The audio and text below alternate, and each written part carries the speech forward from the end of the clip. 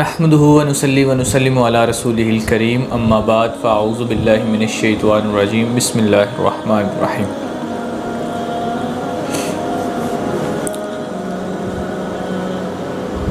آج ہم جس موضوع پہ گفتگو کرنے جا رہے ہیں وہ یہ ہے کہ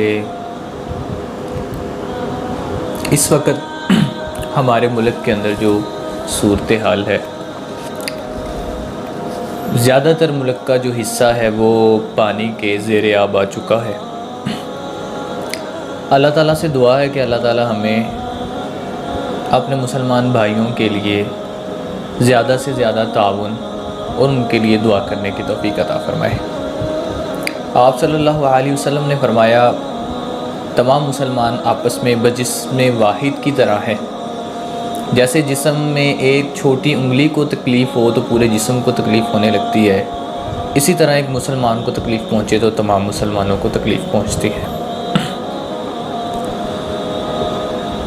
آپ صلی اللہ علیہ وسلم نے مدینہ میں آ کے مواخات مدینہ کو قائم کیا۔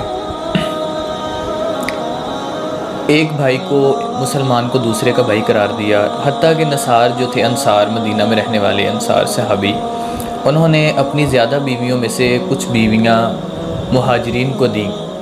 اسی طرح اگر بہت سی جائیداد کا کوئی مالک تھا تو جتنی کا بھی تھا اس نے اپنی آدھی جائیداد جو مہاجر اپنے مسلمان بھائی کو دے دی کہ دوسرا مسلمان کو ضرورت ہے۔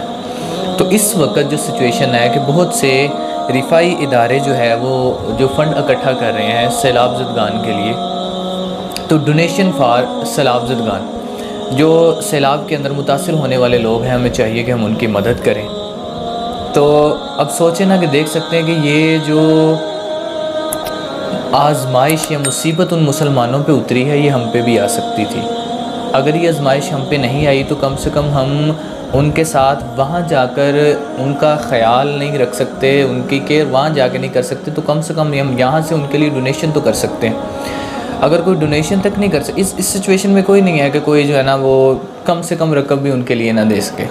یہ نہ دیکھے کہ یار میں اپنا 100 روپیہ 200 500 دوں گا تو یہ، یا میرے پاس 50 روپے دینے کی ہمت ہے تو میں اتنے دوں۔ نہیں بھائی، آپ کا اللہ خلوص دیکھتا ہے، رقم نہیں دیکھتا کتنی دی ہے وہ آپ سے۔ اگر ایسے ہوتا تو وہ صحابی جو آ کے چند کھجوریں لے کے آیا تو آپ صلی اللہ علیہ وسلم نے اس کی تھوڑی سی کھجوریں، جو بڑی محنت یہودی کی پوری رات جو تھا وہ اس نے کمائی کر کے کمائی تھی، اور وہ آپ صلی اللہ علیہ وسلم نے اس کی تھوڑی سی کھجوریں، پورا ڈھیر جو تھا مال کا اکٹھا کیا گیا، آپ نے اس کے اوپر بکھیر دی۔ وہ اس کے لیے بکھیری کہ یہ بہت طاقتور ہے۔ وہ صدقہ جو چاہے تھوڑا ہے، کم ہے، لیکن خلوص سے نیت بہت زیادہ اس کے اندر، وہ آپ صلی اللہ علیہ وسلم نے پورا ڈھیر جو تھا اس کے اوپر جو ہے بکھیر دی۔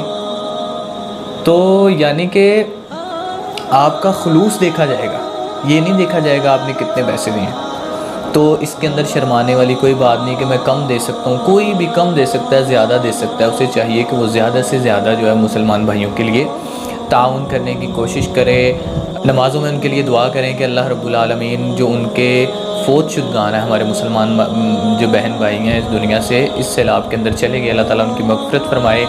اللہ تعالیٰ ان کو جو ہے نا وہ جنت الفردوس میں کروٹ جنت الفردوس میں اعلیٰ مقام عطا فرمائے۔ ان کے لواحقین کو اللہ تعالیٰ جو ہے وہ صبر جمیل عطا فرمائے، اور اللہ تعالیٰ ہمیں اپنے عذاب سے محفوظ رکھے۔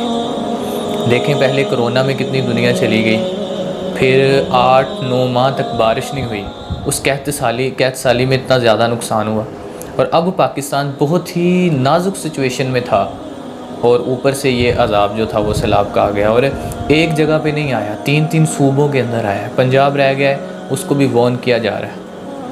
تو اللہ تعالیٰ سے دعا کرنی چاہیے اپنے گناہوں کی کہ یا اللہ، بے شک ہم بڑے گناہ گار ہیں، جس کی وجہ سے یہ جو ہمیں آزمائشیں، مصیبتیں پے در پے، ابھی پاکستان کھڑے ہونے کی کنڈیشن میں نہیں ہے کہ ہمیں اس طرح کی چیزیں جو ہیں وہ فیس کرنی پڑ رہی۔